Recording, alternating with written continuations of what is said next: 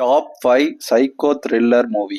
அதாவது தமிழ் டப்பிங்ல இருக்கு. இப்போ நான் சொல்ற எல்லா மூவிஸுமே. வாங்க வீடியோக்குள்ள போலாம். டாப் 5ல vertige. Please turn back. What do they hunt? Top 4ல டெக்ஸஸோட செயின்சா.